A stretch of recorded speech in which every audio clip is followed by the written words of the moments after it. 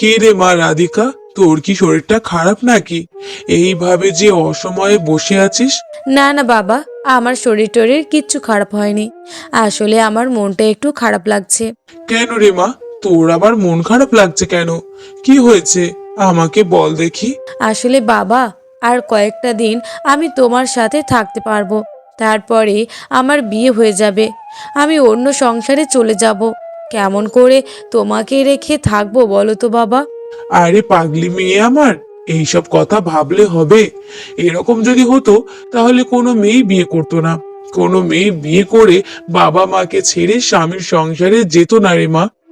সবই তো বুঝতে পারছি বাবা। তুমি কি চাইলে আমাকে তোমার কাছে রাখতে পারতে না? আমার বিয়ে হলে তোমাকে কে দেখে রাখবে? তোমাকে কে আগলে রাখবে বাবা?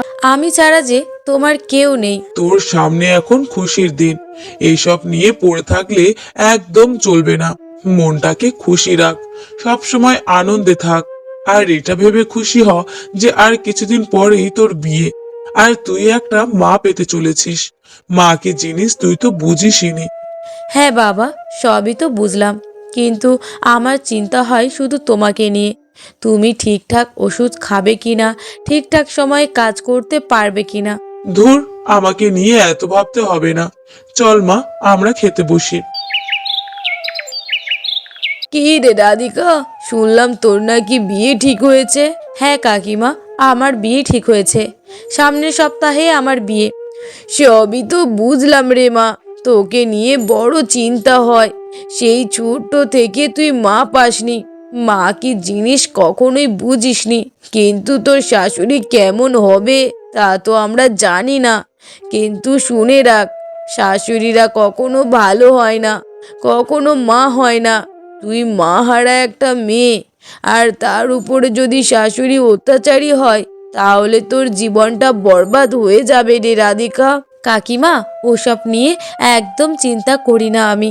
কপালে যা আছে তাই হবে। ঠিক আছে রে রাধিকা, আমি এখন যাই, পরে আবার দেখা হবে।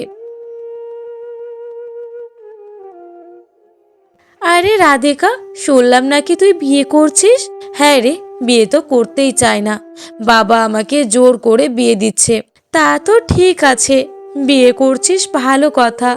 এই যে দেখ, আমার বিয়ে হয়েছে আজ 5 বছর। তুইও চাইলেই তোরও বিয়ে হয়ে যেতে পারতো। শুধু বাবার চিন্তা করে করে তুই এত বছর বিয়ে করিসনি। আরে কি বলবো বলতো, আমার যে মা নেই, বাবার আপন বলতে কেউ নেই আমি ছাড়া। আমি যদি বাবাকে রেখে চলে যাই, তাহলে আমার বাবাকে কে দেখে রাখতো বলতো? তা ঠিক আছে, তাহলে এখন যে বিয়ে করছিস, বিয়ে তো করতে চাই না, শুধুমাত্র আমার বাবার কথা শুনে আমাকে বিয়ে করতে হচ্ছে। বাবা আমাকে দিব্যি দিয়েছে, তাই তো বিয়ে করতে বাধ্য হলাম। আচ্ছা, শুনলাম তোর শ্বশুর বাড়িতে নাকি শুধু তোর স্বামী আর শাশুড়ি থাকে? হ্যাঁ রে, তুই ঠিকই শুনেছিস। আমার শ্বশুর বাড়িতে একমাত্র শাশুড়িই আছেন, আর গুরুজন বলতে কেউ নেই। তা ঠিক আছে রাধিকা, তবে একটা কথা শুনে রাখ, শাশুড়িরা কখনো ভালো হয় না। কোনো শাশুড়ি কখনো মায়ের মতো হয় না। এই যে দেখ, কি যন্ত্রণা নিয়েই না সংসারটা করছি আমি। স্বামী ভালো হলেও শাশুড়ির অত্যাচারে আমি সংসারটা করতে পারছি না। মেয়েদের জীবন এটাই হয় রে, যতই ঝড়ঝাপটা আসুক না কেন, সব কিছুকে মুখ বুজে সহ্য করে নিতে হয়। আচ্ছা ঠিক আছে রে, আমি এখন আসি। বাবা আবার বাড়িতে একা, আমি না গেলে চিন্তা করবে। এইভাবে রাধিকার বিয়ের আগে সবাই তাকে শাশুড়ি নিয়ে অনেক ভয় দেখাতো, আর রাধিকাও শাশুড়ি নামক শব্দটাকে অনেক ভয় করতে শুরু করে। এরপর রাধিকার বিয়ে হয়ে যায় সমরেশের সাথে। বিয়ের পরের দিন সকালবেলা। কি হলো বৌমা, তুমি এই সকালবেলায় রান্নাঘরে কি করছো?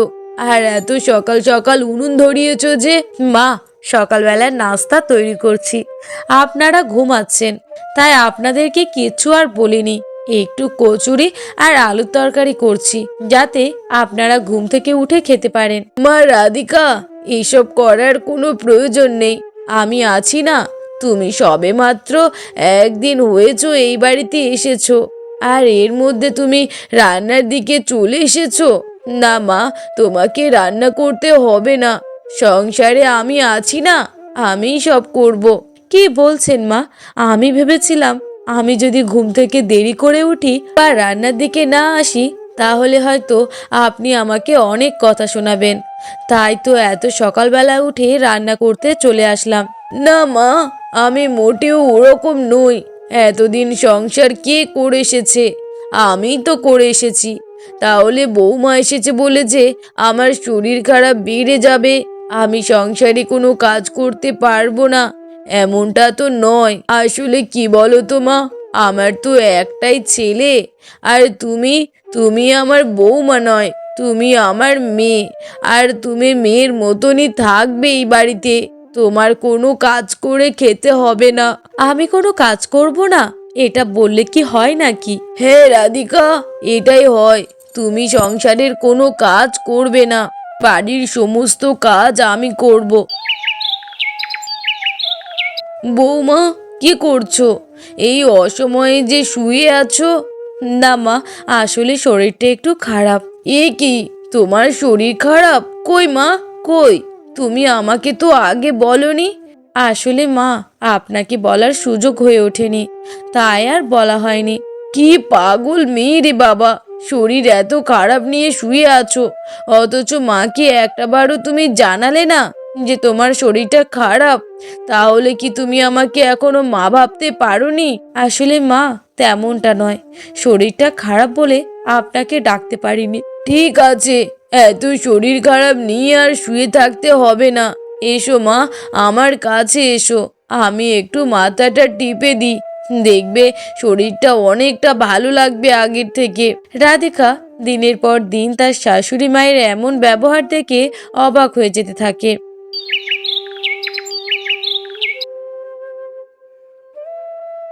কি রে বাবু, কোথায় যাচ্ছিস? আসলে মা, আজকে তো কাজের ছুটির দিন, বাড়িতেই আছি সারাদিন, তাই ভালো লাগছে না। ভাবছি গলির মোড়ে গিয়ে একটু চা খেয়ে আসি, আর বন্ধুদের সাথে একটু গল্প গুজবও করে আসি। কি বলছিস বাবু, তোর বিয়ে হয়ে গিয়েছে, এখনো সেই গলির মোড়ে গিয়ে চা খাওয়া আর বন্ধু বান্ধবের সাথে আড্ডাটা কি এখনো তুই ভুলতে পারছিস না? তুই কি ভুলে গিয়েছিস যে তোর ঘরে একটা বউ রয়েছে, সে তো সারাদিন বাড়িতেই থাকে? তোর কি একটু ইচ্ছা হয় না রাধিকাকে নিয়ে একটু ঘুরে আসি? মা, আমি যাব বন্ধুদের সাথে গল্প গুজব করতে, একটু ঘোরাঘুরি করতে, সেখানে রাধিকাকে কেন নিয়ে যাব মা? হ্যাঁ, রাধিকাকে নিয়ে যেতে হবে। আমার মেয়েটা সব সময় বাড়িতে একাই থাকে, তারও তো মন ভালো থাকে না। তার মন ভালো করার জন্য তো মাঝে মধ্যে একটু ঘুরতে নিয়ে যেতেই হয়। আর তুই কি বুঝিস না একটা মেয়ের মন কি চায়? একটা মেয়ের মন চায় তার স্বামী তাকে নিয়ে ঘুরবে, তাকে আগলে রাখবে, এটাই তো একটা নারীর চাওয়া। শোন বাবু, আর দেরি করিস না, যা গিয়ে বৌমাকে তাড়াতাড়ি রেডি হতে বল, এরপর তোরা দুজনে গিয়ে ঘোরাঘুরি করে আয়। আচ্ছা ঠিক আছে মা, আমি যাচ্ছি, রাধিকাকে তৈরি হয়ে নিতে বলছি। রাধিকা, রাধিকা। হ্যাঁ বলো, কিছু বলবে? হ্যাঁ রাধিকা, তুমি তাড়াতাড়ি রেডি হয়ে নাও। কেন, কি হয়েছে? কোথায় যাব আমি? আরে, আমি একটু রাস্তার দিকে ঘুরতে যাচ্ছিলাম, কিন্তু মা আমাকে যে বকুনি দিল, তাতে আর ঘুরতে যাওয়ার মন নেই। মায়ের হুকুম, আমি যেন এখন তোমাকে নিয়ে একটু বাইরে থেকে ঘুরে আসি। এই অসময়ে আমি বাইরে ঘুরতে যাব? হ্যাঁ রাধিকা, তোমাকে না নিয়ে গেলে মা আমাকে আচ্ছা কেলানি দেবে, আর আমি এত বড় বয়সে কেলানি খেতে চাই না বাপু। তুমি তাড়াতাড়ি রেডি হও, আর চলো আমরা দুজন একটু পাশে নদীর পাড় থেকে ঘুরে আসি, আর তোমার মনটাও ভালো লাগবে। আসলে কি বলো তো, আমি দিনের পর দিন অবাক হয়ে যাচ্ছি যে এমন একটা শাশুড়ি মা আমার ভাগ্যে লেখা ছিল। আসলে কি বলো তো, ছোট থেকে আমি মা কি জিনিস পাইনি, আর সবাই আমাকে বলেছে শাশুড়ি মা কখনো ভালো হয় না, শাশুড়িরা অত্যাচারী হয়, শাশুড়িরা বউদেরকে দুনজর দেখতে পারে না। ও আচ্ছা, তাহলে এতদিন তোমার মনে মনে এই ভাবনা ছিল যে শাশুড়ি মা কেমন হবে, তোমার উপরে কেমন অত্যাচার করবে। আরে না না, তা না, আসলে ওই আর কি একটু। আর শোনো, এত দেরি করো না, চলো একটু ঘুরে আসি। এরপর সমরেশ এবং রাধিকা দুজনেই ঘুরতে চলে যায়। ঘুরে আসার পরে তারা দেখতে পায় মোহিনী দেবীর শরীরটা ভীষণ খারাপ। উনি অসুস্থ শরীর নিয়ে বিছানায় শুয়ে আছে। মা, আপনার কি হয়েছে? আপনি আপনি এভাবে শুয়ে আছেন যে? না মা, আমার কিচ্ছু হয়নি। কিছু হয়নি বললে তো চলবে না। কি হয়েছে বলুন আমাকে। আপনার কি শরীরটা খারাপ? না মা, আমার শরীর খারাপ নয়, ওই আর কি একটু শরীরটা ম্যাচ ম্যাচ করছে। কি বলছেন মা? আপনার শরীরটা এতটা খারাপ, এ কথা আপনি আমাদেরকে আগে কেন বলেননি মা? আগে বললে কি হতো বৌমা? আমি যদি আগে বলতাম যে আমার শরীরটা খারাপ, তাহলে তুমি ঘুরতে যেতে না মা। মা, আপনার শরীর খারাপ আর আপনি আছেন আমার ঘুরতে যাওয়া নিয়ে? নাই বা গেলাম ঘুরতে, কি হয়েছে? যেখানে আমার মায়ের শরীর খারাপ সেখানে আমি কি করে ঘুরতে যেতে পারি? আর আপনি এটা কেমন করে পারলেন মা? আপনার শরীর খারাপ থাকা সত্ত্বেও আমাকে ইচ্ছা করে ঘুরতে যেতে বললেন? আচ্ছা বাবা, আমার বড্ড ভুল হয়ে গেছে। আমার এরকম ভুল আর হবে না। ঠিক আছে ঠিক আছে, আর ভুল স্বীকার করতে হবে না। এবার ওঠো দেখি, তোমার মাথায় একটু জলপট্টি দিয়ে দিই, তাহলে একটু জ্বরটা নরম হবে। আর তাড়াতাড়ি চলো, একটু খাবার বানিয়ে দিই, খেয়ে নিয়ে একটু বিশ্রাম করো। এরপর দেখতে দেখতে একটা বছর কেটে যায়। এইদিকে রাধিকার যে আজকে জন্মদিন, সে কথা রাধিকা নিজেই ভুলে যায়। আর হঠাৎই রাধিকার শাশুড়ি এসে রাধিকাকে বলতে থাকে, মা রাধিকা। হ্যাঁ বলো মা, কিছু বলবে? শুভ জন্মদিন মা। জন্মদিন? কার মা? কেন মা, ভুলে গিয়েছো? আজ কার জন্মদিন? আজকে কত তারিখ মা? একটু মনে করে দেখো তো মা, আজকে কত তারিখ? ও আচ্ছা, হ্যাঁ, আজকে তো আমারই জন্মদিন। হ্যাঁ মা, আজকে তোমার জন্মদিন। আজকে সারাদিন তুমি কিচ্ছুটি করবে না। তুমি আজকে তোমার বাবার বাড়ি থেকে ঘুরে আসবে। তোমার বাবার জন্য একটা নতুন পোশাক নিয়েছি। বাবাকে গিয়ে একটু প্রণাম করে বাবার থেকে আশীর্বাদ নিয়ে এসো। মা, আমি সত্যি ভাগ্যবতী। যেখানে আমার নিজের জন্মদিনের তারিখ আমার নিজের মনে নেই, সেখানে আপনি কত সযত্নে আমার জন্মের তারিখটা মনে রেখেছেন মা। আমার ভাবতেই অবাক লাগে যে একটা শাশুড়ি কিভাবে এমন হতে পারে। আচ্ছা আচ্ছা থাক মা, আর শাশুড়িকে নিয়ে এত প্রশংসা করতে হবে না। আপনাকে নিয়ে যতই প্রশংসা করি না কেন, প্রশংসা কখনো শেষ হবে না। আসলে কি বলুন তো মা, আমি ছোট থেকে মা পাইনি, আপনাকে মা রেখেছি। আর সেই মায়ের ভালোবাসাও আপনার থেকে পেয়েছি। এর থেকে বড় সুখী জীবন আর কি হতে পারে? আর আমার মতো সুখী নারী কে হতে পারে মা? আমি যে ভাগ্যবতী, আপনার মতো একটা শাশুড়ি পেয়েছি। এরপর রাধিকা আর সমরেশ রাধিকার বাবার কাছে যায়। কেমন আছো বাবা? আমি ভালো আছি রে মা, তুই কেমন আছিস? বাবা, আমিও ভালো আছি। আচ্ছা আচ্ছা, ভালো আছিস, তা তো ভালো কথা মা। তুমি ভুল ছিলে না বাবা, তুমি আমাকে একদম সঠিক মানুষের হাতে আর একটা সঠিক মায়ের হাতে তুলে দিয়েছো। যেখানে ছোট থেকে আমি মায়ের স্নেহ ভালোবাসা মমতা পাইনি, সেখানে একটা মায়ের মতো শাশুড়ি পেয়েছি। আমার শাশুড়ি আমাকে খুবই ভালোবাসে বাবা, খুবই ভালোবাসে। মারে, আমিও তো এটাই চেয়েছিলাম যে তুই যেন একটা মা পাস। আমার মা হারা অসহায় মেয়েটার কপালে যেন মায়ের ভালোবাসা জোটে। হ্যাঁ বাবা, তুমি যেটাই চেয়েছো আমার ভাগ্যে সেটাই হয়েছে। কিন্তু আমার মনে দুঃখ একটাই বাবা, আমি তোমাকে কাছে পাই না। তোমাকে কাছে পেলে জীবনটা আরো অনেক সুন্দর হতো বাবা। আমার সব সময় চিন্তা হয় তুমি কেমন আছো, কি করছো, ওষুধ ঠিকঠাক মতো খাচ্ছ কিনা। মা রাধিকা, এখন তোমার একটা সংসার হয়েছে, সেই দিকে মন দিতে হবে। শাশুড়ি মা আছে, স্বামী আছে, তাদেরকে নিয়ে সুন্দর জীবন কাটাতে হবে। বাবাকে নিয়ে একদম ভেবো না মা, বাবা ভালো আছে, বাবা সুখে আছে। আসলে কি বলতো মা, সন্তান সুখে থাকলে বাবা মাও সুখে থাকে। বাবা, আপনাকে একটা কথা বলার ছিল। হ্যাঁ বলো বাবা।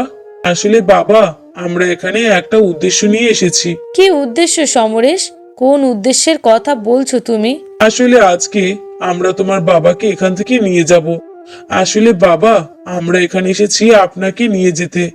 আপনাকে না নিয়ে আমরা এখান থেকে যাব না। আমাকে নিতে এসেছো মানে? কি বলছো তুমি বাবা? আমি ঠিক কথাই বলছি। আসলে এই উদ্দেশ্যটা আমার ছিল না, আমার মায়ের ছিল।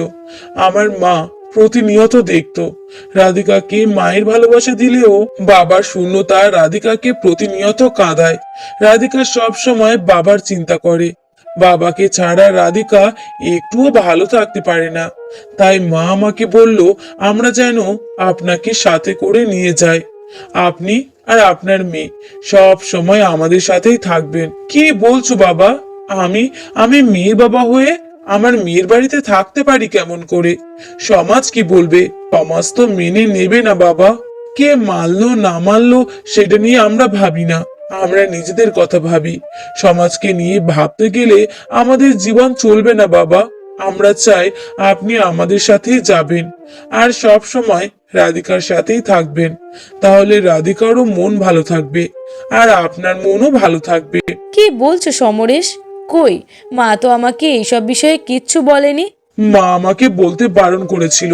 আর এটাই হচ্ছে তোমার জন্মদিনের সেরা উপহার। তোমার জন্মদিনের এই উপহারটার জন্য মা বিগত কয়েকদিন ধরে অপেক্ষা করছিল। মা আমাকে বলেছে যেন আজকের দিনে আমরা তোমার বাবাকে সাথে করে নিয়ে যাই। সমরেশ, আমি যতই দেখি ততই অবাক হয়ে যাই। এই রকম একটা পরিবার যে আমার ভাগ্যে ছিল তা আমি কখনো কল্পনা করতে পারিনি। আচ্ছা ঠিক আছে, থাক। আর এত সুনাম করে কোনো প্রয়োজন নেই। আমরা এখন রওনা দিই। রওনা না দিলে বাড়ি ফিরতে আবার সন্ধ্যা হয়ে যাবে। চলুন বাবা, আপনি আমাদের সাথে চলুন। কিন্তু কিন্তু বাবা, আর কিন্তু কিন্তু করবেন না। আপনি এই বাড়িতে একা থেকে কি করবেন?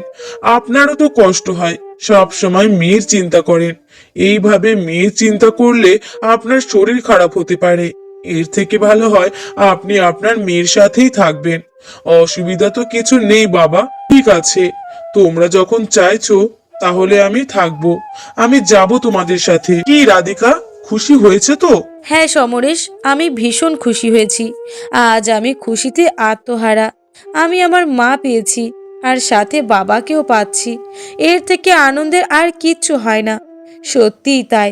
আমি ওখানে থাকলেও আমার সব সময় বাবাকে নিয়ে চিন্তা হয়। বাবা কি করছে, কি খাচ্ছে তা নিয়ে প্রতিনিয়ত চিন্তা করতে থাকি। আজ থেকে যদি বাবা আমাদের সাথে থাকে তাহলে আমাদের আর কোনো চিন্তা থাকবে না।